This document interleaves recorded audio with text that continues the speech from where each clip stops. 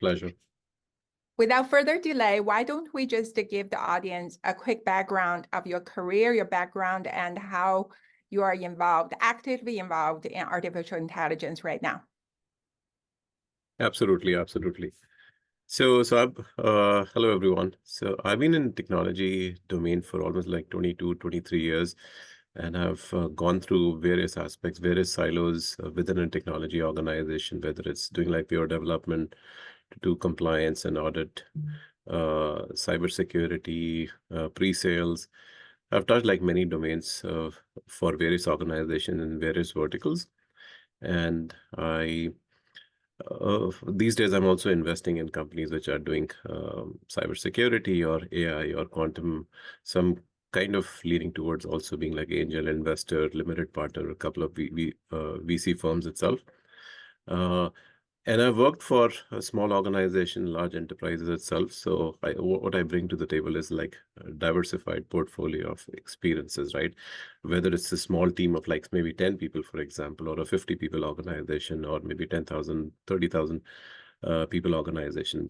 Every organization brings different challenges and different perspective and different interesting stuff, right? If you work for a small shop, you get to do like not just one thing, you get to do like 4 or 5 things.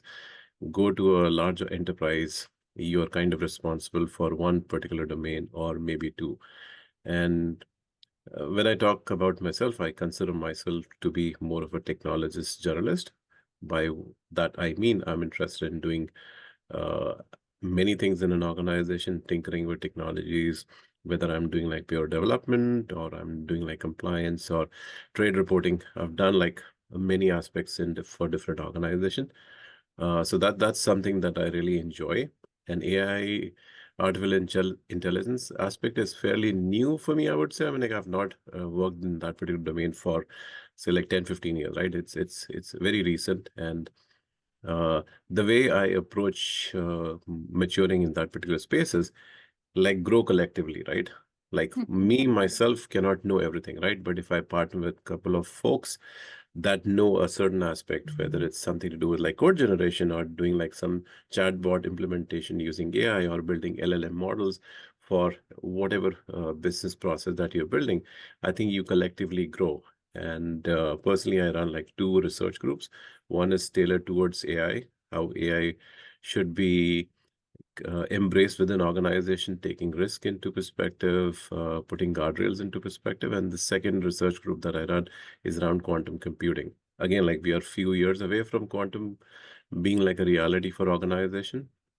And so that's one thing, investor we talked about. I also do a lot of active blogging. So I blog on different topics. And part of the reason is back in almost like 20 years ago when writing was a paid stuff. I used to be a freelance writer. I used to get paid for writing for different magazine. So I've tried to continue that particular passion, and I have my own business site where I actively blog, and I am somewhat active on LinkedIn as well.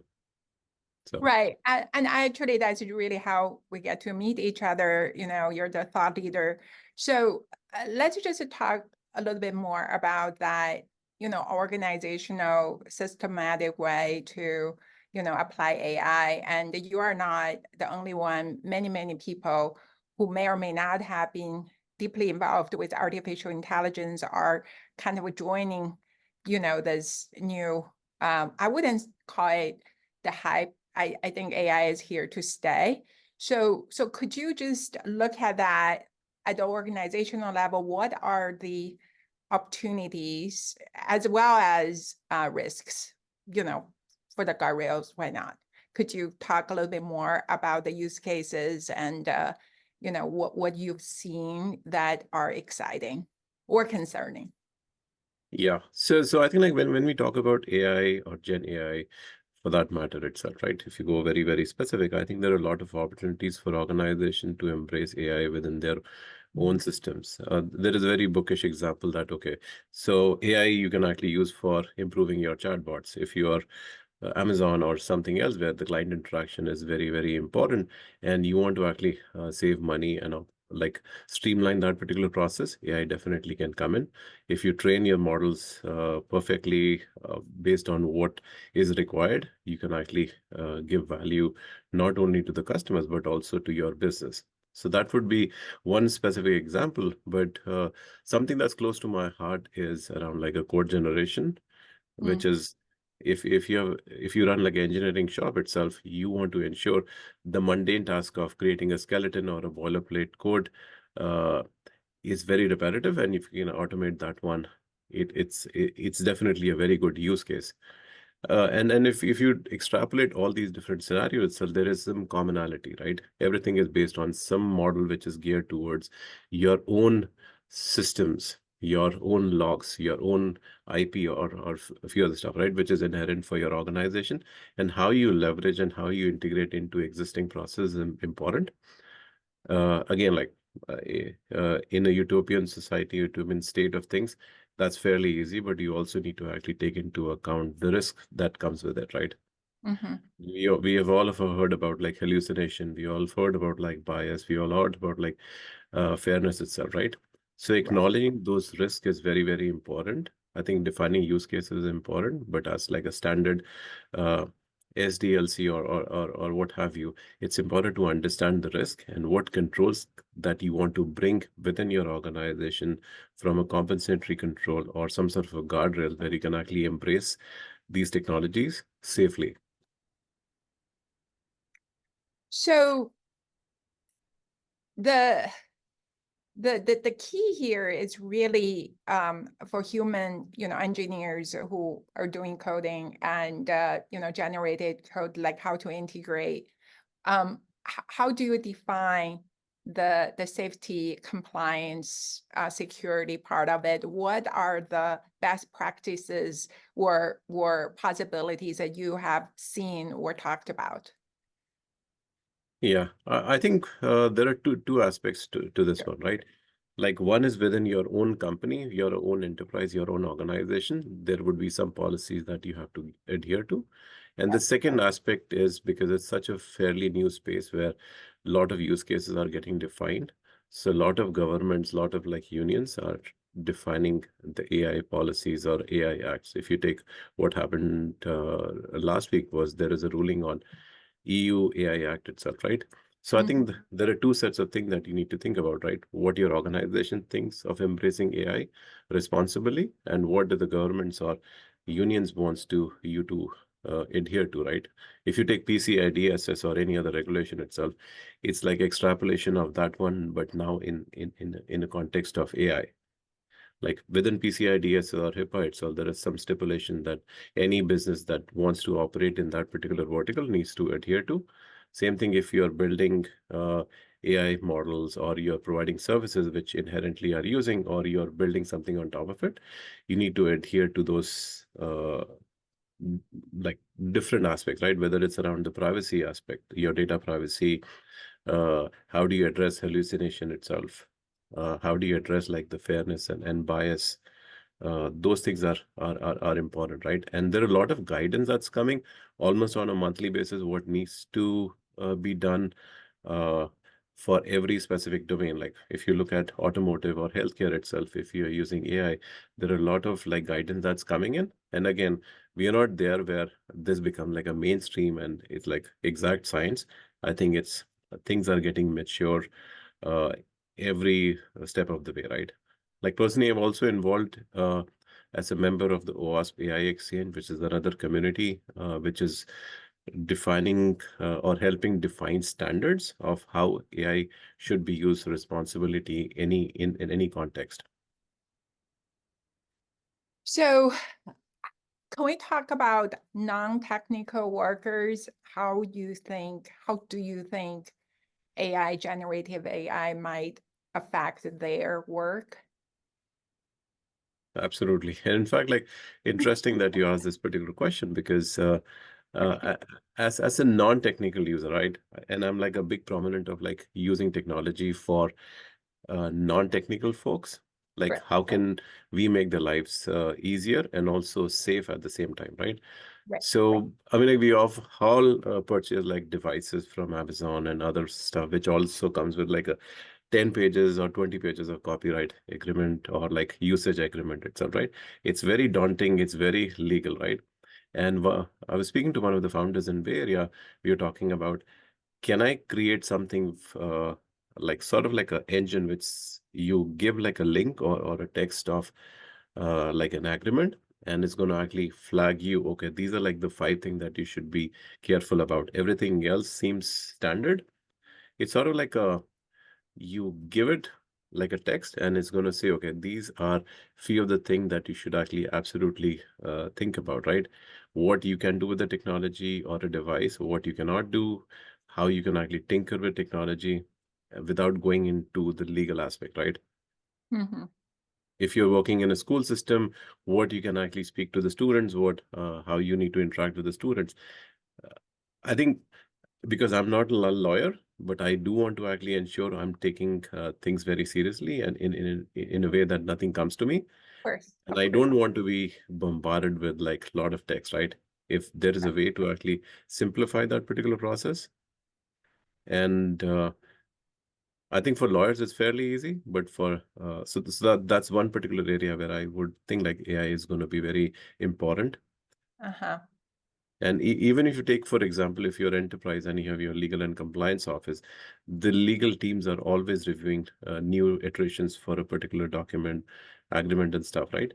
If there is a way to streamline that particular process, and instead of having like say 10, 20 people in your legal department, you can actually do that minimalistically, saying, okay, I'm going to have AI engine scan through all these documents, and for what it finds as red flags, it's going to go to a human. Right. And you can probably do with like 1 or 2 humans, which are actually looking at those red flags and then go back and forth. And this can be done on both sides, right? The Right. seller as well as the buyer. So that's another possible use case that I would see is going to become a reality very soon. Again, I'm not going to take any names, but one of my dear friends is running a startup in that particular space in stealth mode. So, Wow. Okay. That is fascinating in terms of this human AI integration. So as an investor, and also, with your deep background in Silicon Valley, what do you see as successes or the startups that have a more trajectory versus probably many others may or may not have the momentum? Can you describe that landscape a little bit, just in general, without naming, any particular company? yeah, in fact, I'll also say like just similar to like AI, I'm fairly new into investing. I mean, I Right. guess probably started like maybe a couple of years ago, where I'm looking at investment opportunities. And again, I'm not the most richest person out there, and I don't have the appetite for taking risk. But what I do is couple of things for choosing my investment, right?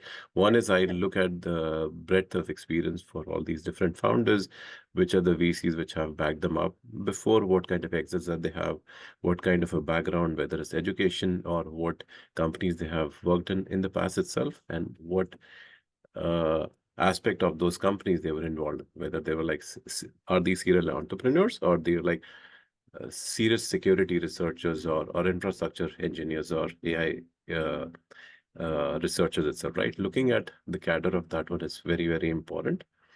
And and some of this information you can actually easily get from Crunchbase or any other services which are kind of open, or you can get like a subscription. So half of the information is already readily available on the public domain. But the other half, which is very, very important, is like, how do you actually really understand what's happening in that particular space? And for that, like the network that you build over your years of experience is very important. Like having a validation of what the company is doing, whether it's going to be successful, whether there is an actual need for that one. What are the other players in that particular segment? Is it a fluff? Is it like a new buzzword, or it's actually going to be very relevant in like say 2 years or 5 years? We talked about AI and we talked about quantum. Quantum has a lot of potential in that particular space.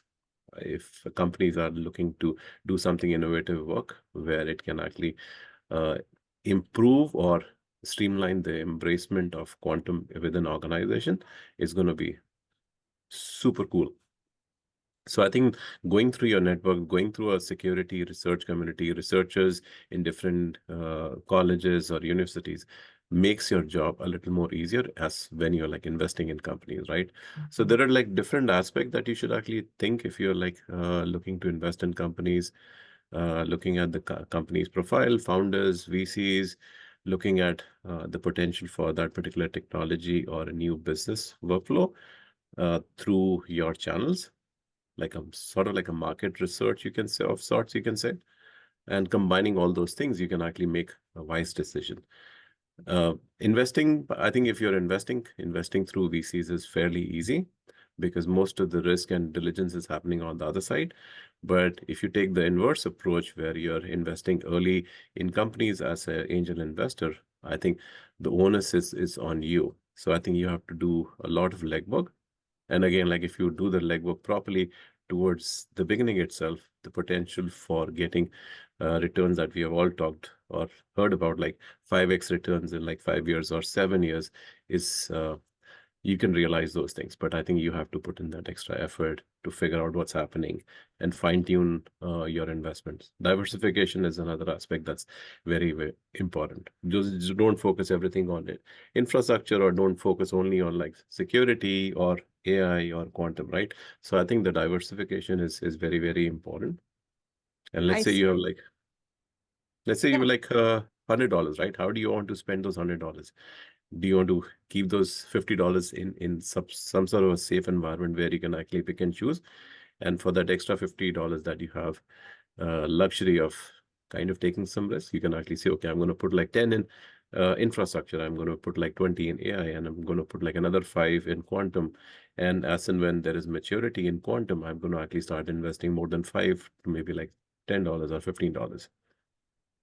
Right. That's a really fair and great advice for people interested in investing, as well as for entrepreneurs like interested in maybe contacting you and sharing with you their ideas. How do people get in touch with you? And how often do you meet up with startups and looking at what they're building? So best way to connect definitely is LinkedIn, which is the most effective medium of choice these days. Yes. And in terms of how I connect with people, I think there are so many different forums that are there. Like there are a lot of organizations like ISACA, IC Square, which have like online or in-person events, and I always or at least try to attend the RSA and Black Hat and few other engagement which is more on the industry level on a regular basis. And sometimes I would go to conferences which are like local, or sometimes like last year I was fortunate enough to attend the World Economic Forum. There is a security conference that was happening. So I try to like connect with different people with different background, whether it's pure research or pure like founder. So I try to connect with like-minded people on a regular basis. So let's just talk about cybersecurity, because that's really what your roots are. Is that fair to say? What do you see on a global level, as you talked about, the forms, and now with AI, data security is more, of a concern for lots of people, especially when companies, organizations have to make a decision how or when they're going to adopt AI more broadly, involving their own private data. So what are the fundamental things that the people should be aware of in terms of cybersecurity as a fundamental approach?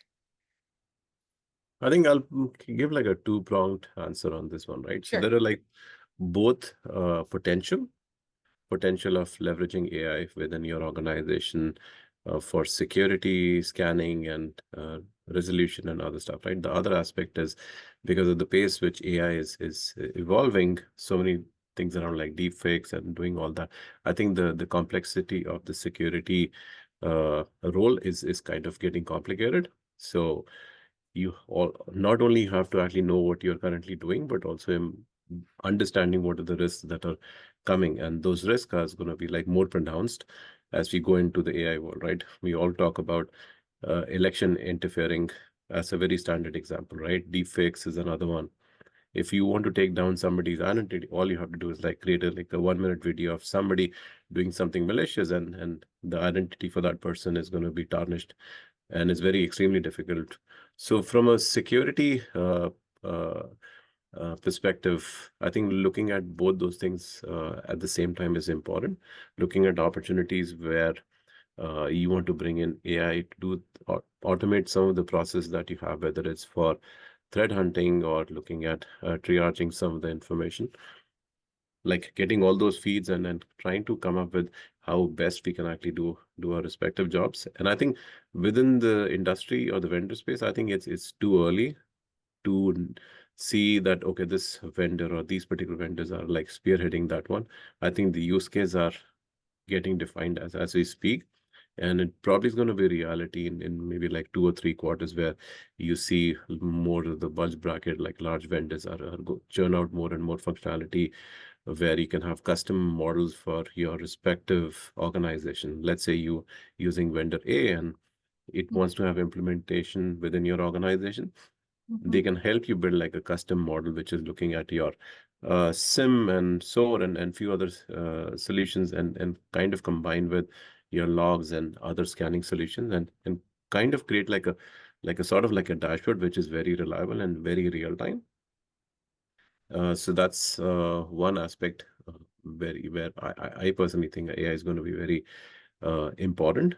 And again, like with the business pressures that every organizations are facing, I think this is definitely going to be a game changer itself. So instead of like you spending your resources on doing the mundane tasks, which can easily be automated through all these different engagements, you can actually effectively definitely get the right solutions. We all talk about that. Security asks for 10x or rather like $10, and you only get like 2 or maybe $3 or $4, right? So I think coming with these kind of creative ideas, it's going to be, you can have like more of a confidence on the business side that what you're asking is exactly what you need. For everything else, you're actually bringing in newer technologies or newer way of working. Interesting. So anything else you want to share about yourself? We have the audience, and this will be a replay as well. What's your prediction forecast of the future? We talked about, what you've been doing and what's been, areas that you looked at. If you just, take a step back and zoom out, what's your prediction or forecast about AI for the rest of this year and in the future? I think the AI, as you started with, right? AI is going to be, it's going to stay here, right? I mean, like there is no turning back. I mean, like the board possibly sailed like maybe 6-7 years ago, and it's too late to say, okay, oh, this is too risky, we're not going to embrace it, right? So you have no choice but to embrace it. But to embrace it, you actually have to realize the risk involved in that one, right? And realizing those risks is important so that you can actually create those controls and guardrails together, where embracing becomes less risky. You don't want, you are embracing AI and suddenly there is a breach and you are in the newspaper, right? So I think embracing AI is definitely going to be there, but at the same time, you need to actually realize that you understand risk at the most basic level, and accordingly you can actually create solutions which are taking all these privacy aspects, your security aspects into check, right? Last thing that you want, you create a model and model has a breach or somebody has a bypass of the model, and you can actually reverse engineer the model, which is going to be very bad, not only for enterprises, even society at large. 100%.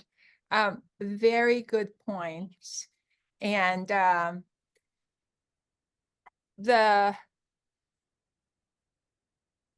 the majority of knowledge workers may or may not have the knowledge. What's the best way for them to learn about AI and be actively involved, considering all the risk and do the right things, take a step at a time? I think With for getting up to speed, there are so many areas, and it just depends like where you're coming from. If you're coming from a pure technology standpoint, there are so many resources available on GitHub, online. There are forums like Cyber Future Foundation, OWASP AI Exchange. There are so many different forums, and also like knowing what regulations are coming. If you do like a simple search on Google, like AI regulation, you'll get like a lot 10 different results which are talking about what's happening in EU, what's happening in China, what's happening in US, and how every jurisdiction is looking at AI. And YouTube is definitely another great resources, but it just depends like your persona or what you're like want to do or take out of that one. There are a lot of resources or courses available on Udemy, Coursera, Pluralsight, which is talking about if you want to create like LLM models for your organization, if you want to embrace like LangChain or RAG on top of existing models, how do you actually go about doing that one? How do you go about like fine tuning based on your specific data? And there are so many different permutation and combination, but it just depends like what does the organization or the individual wants to do. Like some are like laser focused. I'm only going to do like fine tuning because that's very relevant for my organization. And the second side of stuff could be your legal folks, which is talking about I want to understand the risk involved in adopting AI or Gen AI or any other my vendor solution. So there are like forums which we talk about like OWASP or CFF or a couple of other foundation which are like spearheading in that particular area. So I think it just depends on your specific journey. Well, thank you, Aruneesh. And also, everybody can join us on the AQ24. We focus on enterprise AI. We have episode almost every week. Thank you so much for your time today. Any final words for the audience? I would say, I mean, like, definitely know the risk involved in adopting AI, and again, like you might think it's a scary scenario or it's not very safe, but I think give another like quarter or two, I think you'll see a lot of like push from a lot of jurisdiction, which is going to make adoption of AI very, very secure and address some of the concern that we see in the news around the bias and other stuff, right? So be ready to embrace AI, but also understand the risks. Thank you.